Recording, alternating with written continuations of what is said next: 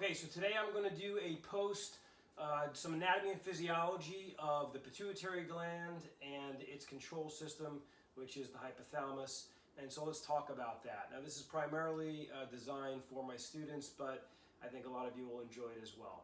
So you've got a section of the brain called the hypothalamus. It controls a gland called the pituitary, and the pituitary is almost like two glands in one, or two parts in one. It's an anterior pituitary and a posterior pituitary. There's even a transitional zone in between, or an intermediate zone. They like to call it a pars intermedia. And so the anterior pituitary is glandular tissue. It's going to be able to produce its own hormones. The posterior pituitary does not produce any hormones. However, it does store two specific hormones that are made by that part of the brain called the hypothalamus. So the hypothalamus controls both portions, and it controls them a little bit differently. So the anterior pituitary is called the adenohypophysis. That's its other name. Hypophysis means to grow under. It's actually another name for the pituitary. The posterior pituitary is neurohypophysis, and that word neuro gives you some information because it tells you that it's controlled neurologically, and it's actually neurological tissue. And so you've got these two parts of the pituitary, both controlled by the hypothalamus. The hypothalamus will control the anterior pituitary by hormones. So it'll secrete a hormone that'll tell the anterior pituitary to go ahead and make and secrete, so synthesize and secrete a specific hormone, okay? For instance, growth hormone.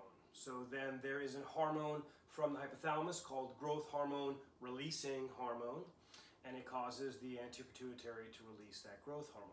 And what it will do, like all hormones, they get dumped directly into the bloodstream. And there's this blood supply to the pituitary very close because the hypothalamus is right there. It's going to pick up, the anterior pituitary is going to pick up that hormone. It's going to bind to the receptors, and it's going to cause the anterior pituitary, once it binds to that growth hormone, releasing hormone, it's going to cause it to make and release growth hormone. Okay, so that's the control mechanism. It's a hormonal control. Hormone causes hormone release. So hormone from hypothalamus causes hormone release of anterior pituitary. Okay. Posterior pituitary is different. Posterior pituitary, there are neurological connections, okay, with the hypothalamus, and an impulse will come from the hypothalamus through those nerves into the posterior pituitary. Now, what the hypothalamus does, it produces lots of hormones, but two of the hormones it produces, and we'll talk about all these hormones in other posts, but oxytocin and ADH, which is antidiuretic hormone, those are two of the many hormones that the hypothalamus produces. It takes those two, it stores them in the posterior pituitary. And when it is time, when we need them, the hypothalamus tells the posterior pituitary to release those hormones. It does not synthesize or make those hormones. The hypothalamus does. The posterior pituitary just stores them and releases it when the hypothalamus tells it to. What kind of communication does the hypothalamus give to tell it to release? It's a neurological stimulus. So it controls the anterior pituitary hormonally. It controls the posterior pituitary neurologically.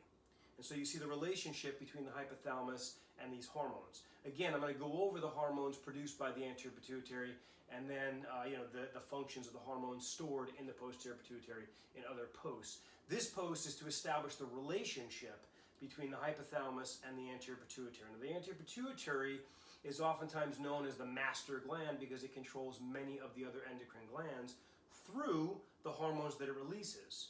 For instance, it releases a hormone called TSH. TSH is not a thyroid hormone. It is thyroid stimulating hormone. It is an anterior pituitary hormone, but of course it will go to the thyroid, and we'll talk about the functions therein. So this is the control mechanism. A lot of times people have a hard time understanding the relationship between the hypothalamus and the pituitary. I personally think it's very important for students to understand this. So anterior is hormonally controlled, synthesizes and releases its own hormones at the stimulus, or at the command of the hypothalamus, and the posterior pituitary does not make any hormones, but it does store two of them from the hypothalamus, and the hypothalamus will again tell the posterior pituitary, in this case neurologically, when to release those hormones. Again, hormones are always released into the bloodstream, and they always bind to receptors that they fit in.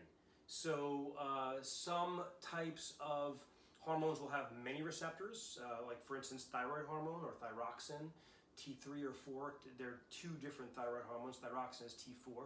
It will bind to almost all the cells or cells in the body because those cells will have receptors for that hormone. We'll talk about more of this stuff in other posts. Let me know if you have any questions. I know some of this is a little deep, but enjoy it. We've got some good stuff coming. Stay strong. I'll see you next time.